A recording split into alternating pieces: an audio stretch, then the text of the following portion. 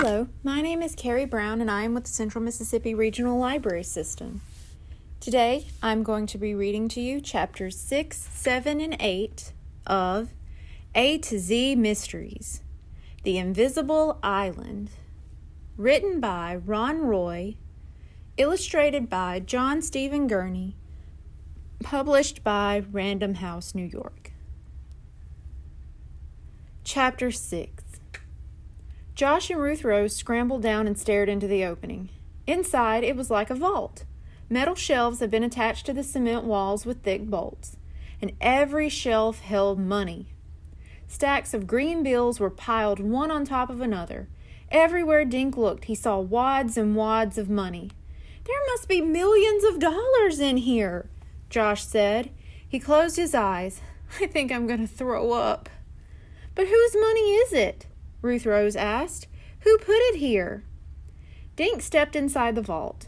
On the bottom shelves were cardboard boxes with Happy Heart dog food written on the sides. "Dog food?" he said. Josh and Ruth Rose crowded into the vault. Ruth Rose peeked into two of the boxes. "More money," she said. Suddenly Dink looked back over his shoulder. "Shh," he whispered. "I think I heard something." The kids stood perfectly still and listened. "There it is again," Dink said. A muffled squeaking sound came through the fog. Then there was silence. Then another squeak. Dink gulped, frozen to the spot. "It's coming closer," he whispered. Maybe it's the pirate," Josh said. "It could be the guy with the big feet," Ruth Rose said. "Maybe this is his treasure." "Let's get out of here," Dink said. "Help me close this thing." The kids swung the cement door shut. Josh grabbed his shovel while Dink and Ruth Rose lifted the plastic poison ivy back into place. Now the cement safe was hidden again. Dink quickly led the way back through the boulders to the water. On the narrow beach, they stood in the fog and listened. Dink heard the squeaking sound again, then a soft thud, then silence. Slowly a small boat drifted out of the fog. A large dark figure sat hunched in the stern. Dink didn't dare move or say anything. It looked as if the figure was staring at them. After what seemed like a year, the figure began to row away. Dink heard the oars squeak as the boat vanished back into the fog. Who was that?" Josh croaked. "I don't know," Dink said. "Whoever it was, let's get off this island," Ruth Rose said. The kids quietly stepped into shallow water. Trying not to splash, they waded to shore. Dink kept watch for the boat and its silent passenger, but he couldn't see anything through the fog. Behind them, Squall Island became invisible once more. 10 minutes later, they flung open the door to Officer Fallon's office. Officer Fallon looked up from his computer. "What's wrong, kids? You look like you've seen a ghost." He stared at their soggy sneakers. "You're all wet." "We found more money," Ruth Rose said. "Millions of dollars." Officer Fallon raised one eyebrow.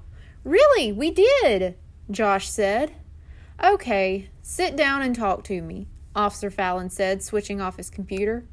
The kids perched on the edge of their chairs. "We went back to the island," Dink explained, "and found a cement safe. It had stacks of money in it." They told Officer Fallon about the secret path, the plastic poison ivy, and the hidden cement vault. "Just before we left, we saw someone in a rowboat," Josh said. "I think he was coming to the island, but then he turned around and left." Officer Fallon sat up. "Did you get a good look at him?" he asked. "It was too foggy," Dink said. Officer Fallon frowned and nodded. "Why would anyone keep money on Squall Island?" Ruth Rose asked. "Why wouldn't they just keep it in a regular bank?" Officer Fallon looked at Ruth Rose. "Because it's not real money," he said. "It's not?"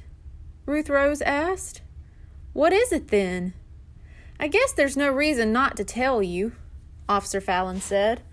"After you left yesterday, I remembered something I read a few weeks ago about counterfeit money. I took a closer look at the bill you found." He pulled the envelope from his drawer and removed the $100 bill. "This is counterfeit, kids.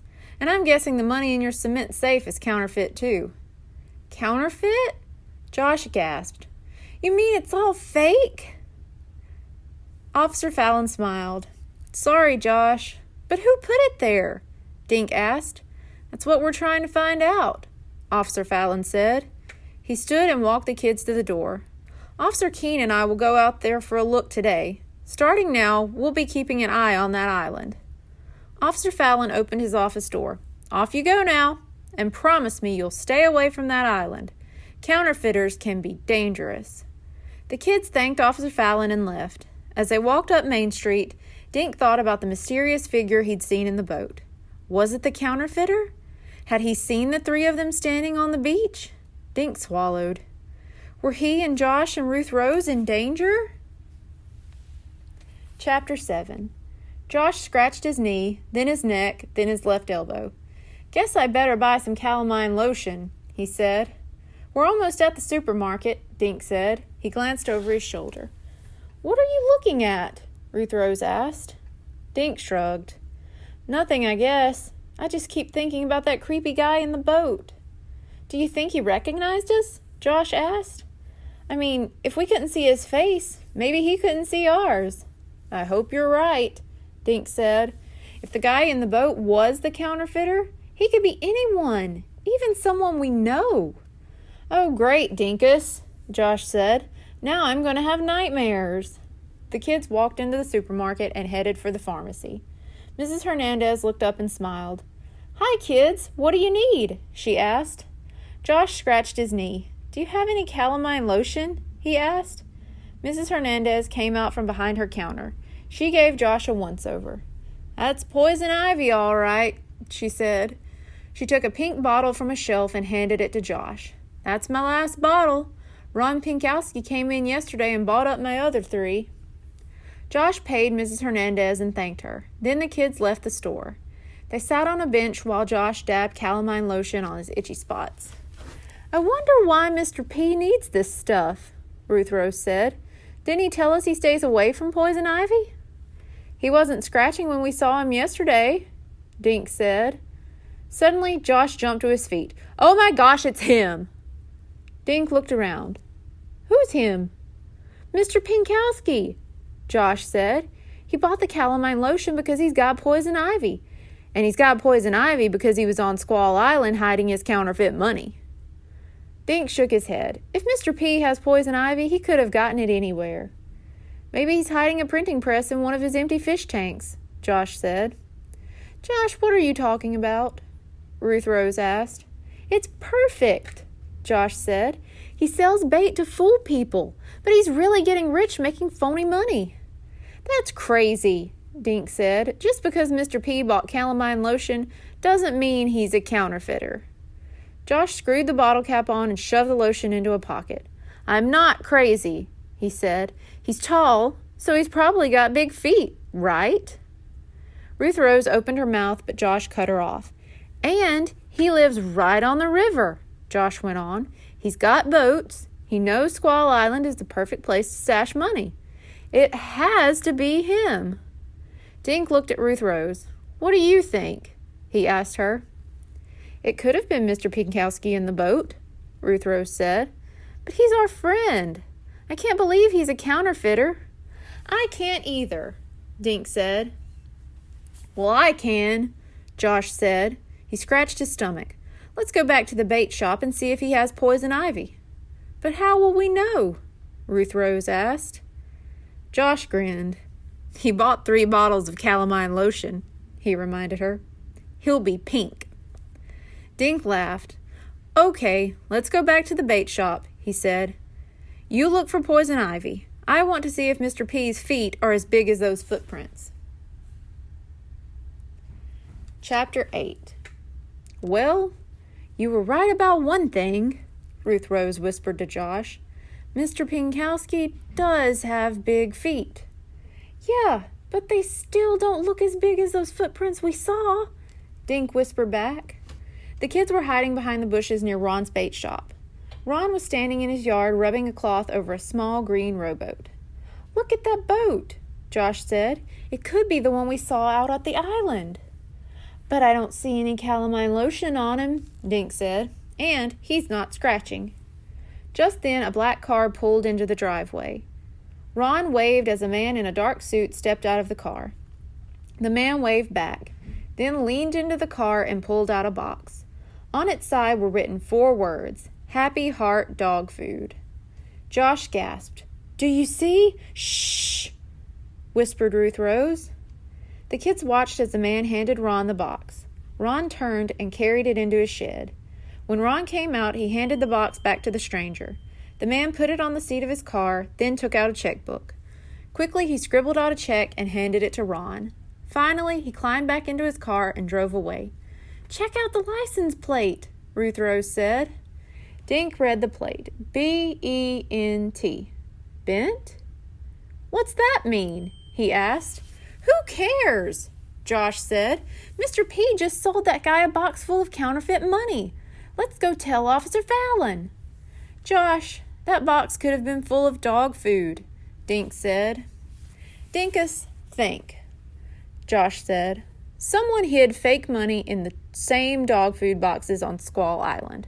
I say one of those 2 guys is the counterfeiter." "Josh could be right," Ruth Rose pointed out, "but before we go see Officer Fallon, maybe we can find out who that other man is." "How?" Dink asked. "Let's ask at the gas station," Ruth Rose said. "Mr. Holly might know who drives a black car with Bent on the license plate." When the kids reached the gas station, Mr. Holly was nowhere in sight. Then Dink heard someone whistling. The tune was coming from under a banged-up red pickup truck. "Mr. Holly?" Dink said. "Is that you?" A round, grease-smudged face popped out from under the truck. "Howdy," Mr. Holly said, grinning at the kids. "You got car trouble?" "Sort of," Ruth Rose said. "Do you know who owns a car with Bent on the license plate?" Mr. Holly stood up and wiped his hands on a rag. "Why? Is the car bent?" he said, winking at Dink. Dink laughed.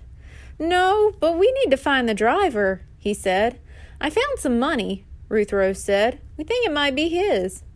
"Sounds like those new folks," Mr. Holly said. "Mr. and Mrs. Warden Bent. A few weeks ago, they rented a small house on Fox Lane. I put a set of spark plugs in that snazzy Lincoln of theirs." "Fox Lane," Dink said, giving Josh a look. "That's over by the river." "Right-o," Mr. Holly said. "Nice view of the water. Now, if you'll excuse me, this old truck needs my help." The kids thanked Mr. Holly and left the gas station. "We know who the guy is now," Dink said. "But we still can't prove he or Mr. P is a counterfeiter. But the box," Josh started to say. "We don't know what was in it," Dink reminded him. "Right," Ruth Rose said. "Why don't we go to Mr. Bent's house and wait for him to come home? Maybe we can get a peek at the box when he goes into his house." "Okay, but let's be careful," Dink said. "I don't want to end up locked in that vault on Squall Island." Thank you. Be sure to tune in next week for chapters 9, 10, and 11. Goodbye.